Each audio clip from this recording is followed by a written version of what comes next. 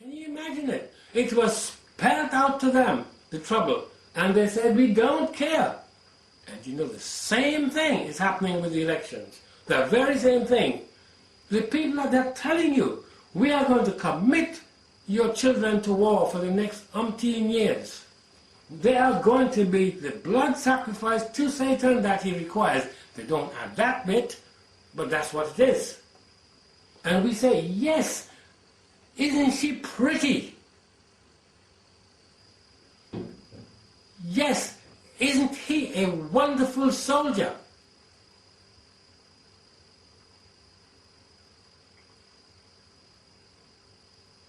First Samuel 8:20, that we may also be like all the nations, and that our king may judge us, and go out before us and fight our battles.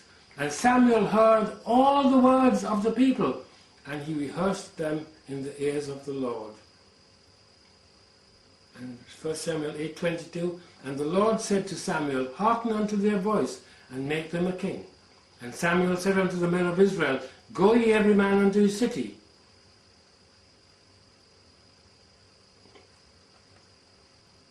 And then we're introduced to Saul.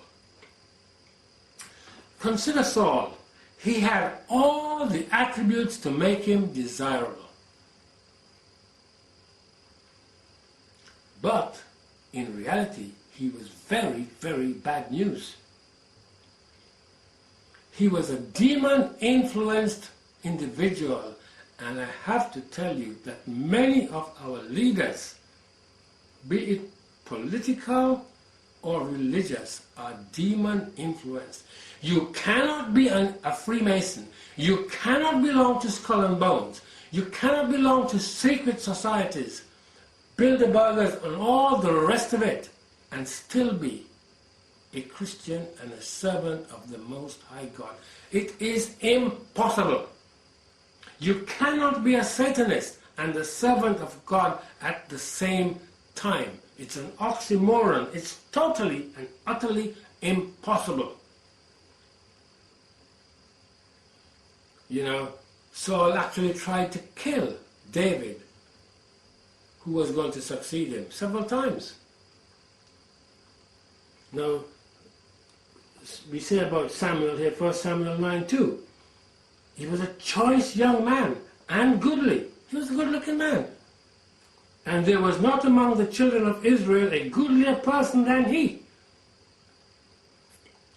From his shoulders and upward, he was higher than any of the people.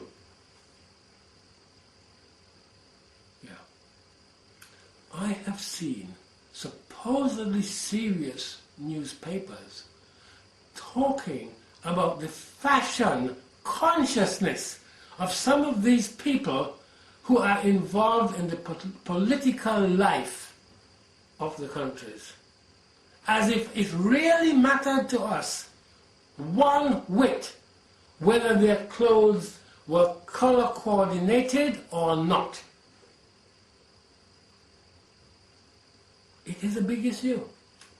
It's not an accident that this lady Palin, you know, is going into this American election. It's no accident. This is by design. These people aren't fools. But compare this Saul, who was a goodlier person,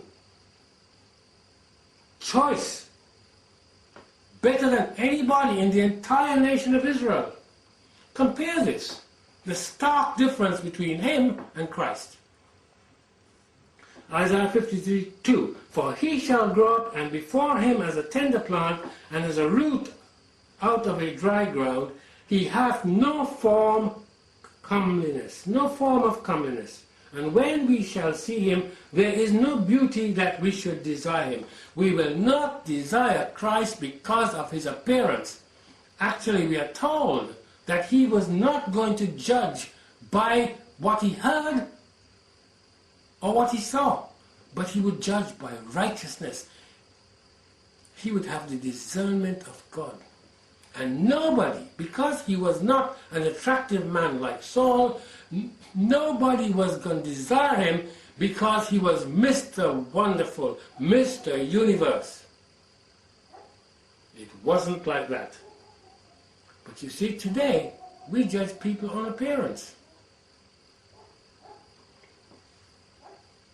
2 Corinthians 11:14, and no marvel, for Satan himself is transformed into an angel of light.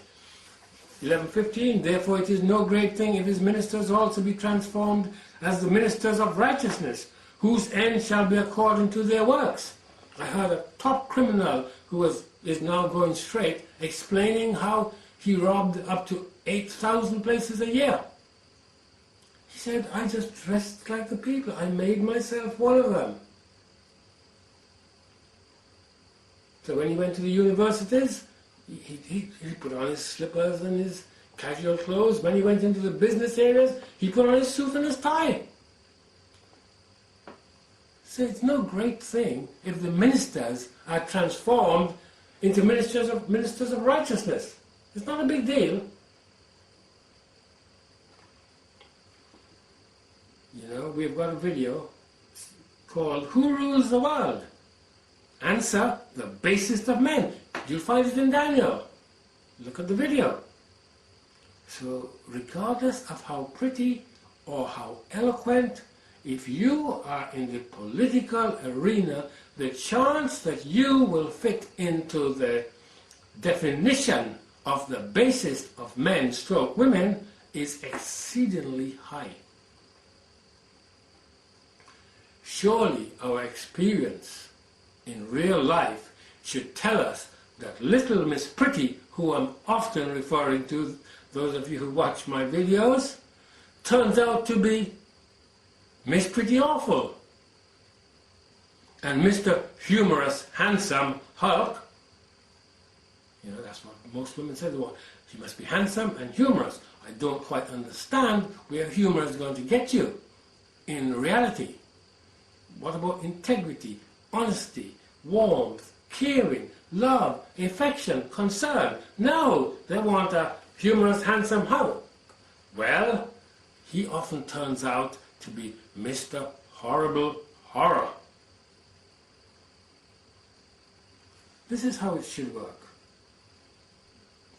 This is referring to Christ, who is our example. Isaiah 11:1, and there shall come forth a rod out of the stem of Jesse. This is showing that Christ came from the tribe of David. And the branch shall grow out of his roots. And the Spirit of the Lord shall rest upon him. The Spirit of wisdom and understanding, the Spirit of counsel and might, and the Spirit of knowledge and of fear of the Lord.